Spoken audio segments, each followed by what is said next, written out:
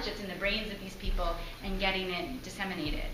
So there's two main things I'd like to focus on tonight in terms of discussion. So we'll do a little bit of discussion and then we'll open it up for question and answer afterwards.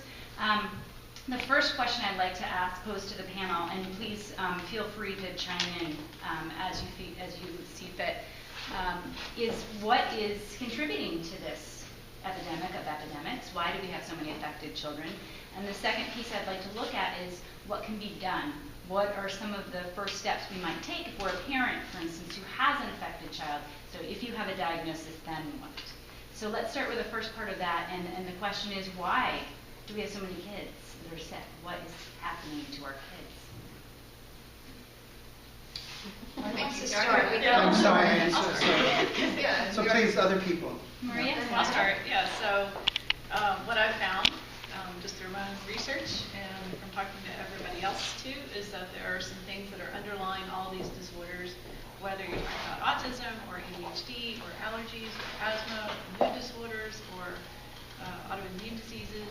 You've got gut dysbiosis typically, which is an imbalance of good versus bad, bacteria, yeast, and pathogens in the gut. It throws off the immune system. It also throws off the brain.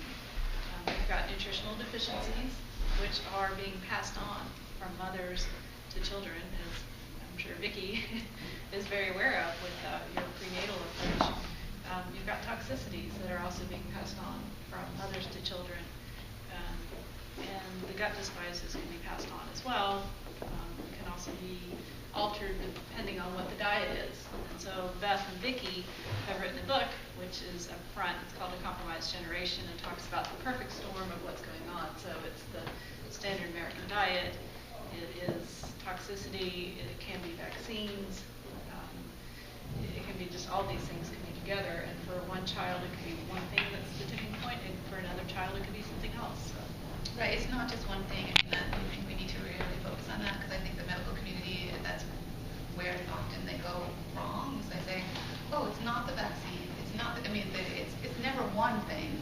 It's an accumulation of things. So, it's everything from the mercury that's in the air that we're breathing because of Connecticut land power. From it's what's in our food. It's the EMFs that are coming off of all of our cell phones, and it's everything that's affecting our children and ourselves. I mean, how many women in this age group have had, know people women with cancer? I mean, how many? It's not just kids. It's like it is an epidemic for everybody.